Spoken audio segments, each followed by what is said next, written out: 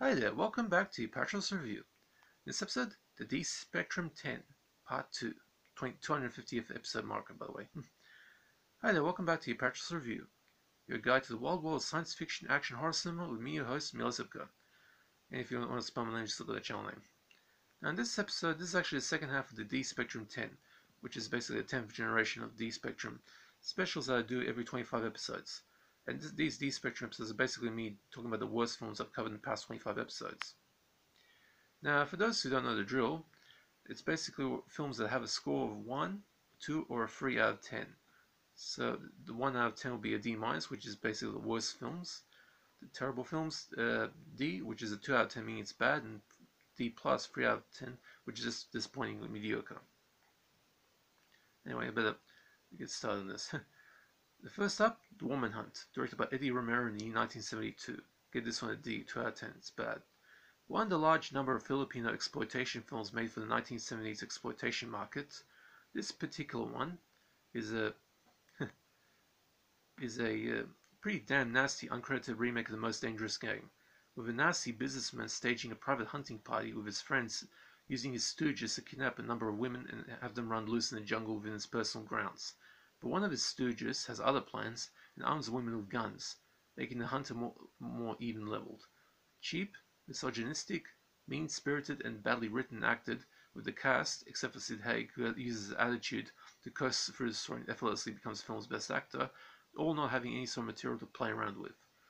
This film is currently only available on DVD through the Umbrella Entertainment Double Feature DVD, which was taken off of VHS with mediocre picture quality and a slightly better quality trailer for a supplement. And as for the second feature on that DVD is Teen Jackson, which was directed by Syria H. Santiago in the year 1974. I gave this one a D+, 3 out of 10. It's disappointing.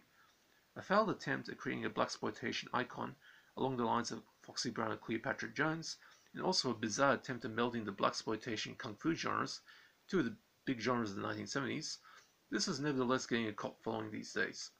The film has what can undoubtedly be the worst kung fu fighting ever committed to film, as these actors cannot throw a punch or a kick worth a damn.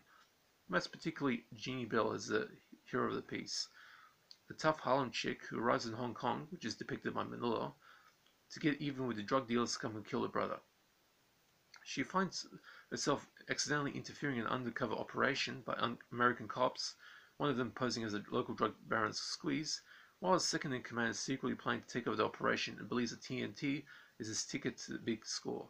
That being said, the film's sole highlight is a hilariously wild karate fight in Jackson's hotel room where she effortlessly opens a can of Will-Pass on a group of thugs, while only in her black panties, which briefly turn white in a classic continuity goof. Her smashing tits, the clear reason she was cast. She was actually a Playboy Playmate before that. Roger Corman, who produced the film, loved that scene so much he reused it in a couple of other films, like Firecracker. Try and get that one if you can. Now, Back from Hell, directed by Matt Jason in 1993. This one gets a D+, 3 out of 10, it's disappointing. The debut of director Matt Jason went on to make a number of ultra-cheap horror schlock, including the Necrophiles trilogy of zombie films, and the 2020 remake of Driller Killer. This no-budget shot and shitfest, shot over the period of a few years starting from 1988 to 1992, has a washed-up actor and a priest take on an army of satanic ninja warriors in a gory battle that decide to fate the world. Bad acting, atrocious writing, and some of the best cheesy dialogue a 13-year-old kid can write, not to mention a heap of cheap gore effects, makes this one a good fit for bad movie masochists to laugh their asses off at. Seeing Ghosts 2, also known as The Eye 2, directed by Danny Oxide Pang in 2004. This one I gave a D+, it's disappointing.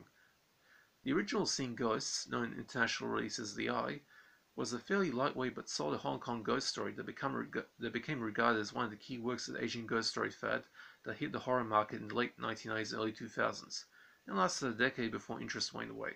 Here, this sequel, regarded as a good film by the Asian ghost story fanboys, turns out to be an overrated mess, featuring a bad choice for a protagonist, an adulteress whose married lover's wife kills herself when she learns of the affair, who herself tries to get her lover's attention by staging a fake suicide attempt, only to find that A, she is pregnant with her lover's baby, and B, her lover's dead wife wants to reincarnate her in a child. A sequel with a heck of a nasty streak, this film just doesn't match the modest success of the original. Not to mention some scenes just don't make sense. The chances of a pregnant woman surviving a fall from a hospital roof without miscarrying is very, very slim, practically almost none. let alone a second fall. Apart from having a novel use for Buddhist beliefs to underpin the film's storyline, I didn't have much use for this film at all. In the year 2889, directed by Larry Buchanan in the year 1969, I gave this one a D- 1 out of 10. It's atrocious. This is only the second film I've ever covered from notorious hack Larry Buchanan, this being a cheap telepic remake of one Roger Corman's old 1950s sci-fi creature features. Anyone foolish enough to call this one a rip-off is simply wrong. AIP, the company that produced the original, gave Buchanan the scripts of the old films with the intention of using the remakes purely as an effort to pad their TV syndication package. So basically, telepic remakes just meant to fill out the space on the TV. This particular one is a telepic remake of Corman's old film Day the World Ended, the very first post-apocalyptic pulp monster feature. Not the very first feature to depict a post-nuclear world, but the very first film to feature the ingredients necessary to create the post-apocalyptic genre of the 1950s and beyond, with its bulletproof Tricops monster.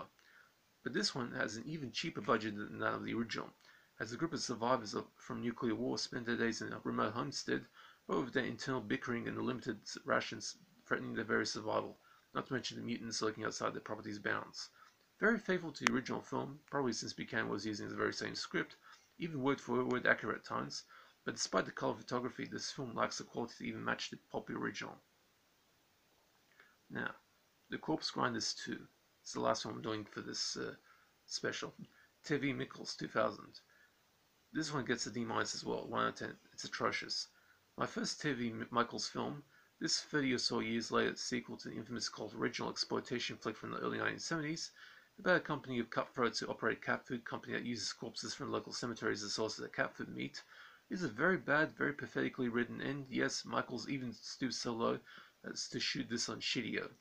Unholy. This is practically an unholy schlocker, which is pretty much, well, just plain unbearable. What with the slow as molasses pacing and the plot that promptly goes nowhere, as the nephews of the cutthroats in the original film reselling their late uncle's business, and their superior skills at cutthroatness results in them landing a contract to sell their new corpse-derived cat food to an alien race of cat people who need their food to help them survive their war with a rival race of dog-headed dinosaurs.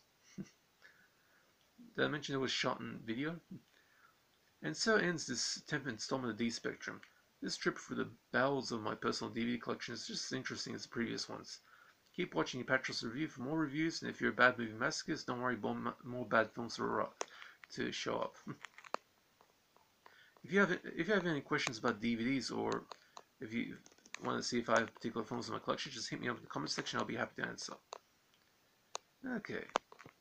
Take it easy, guys. Relax, and see ya.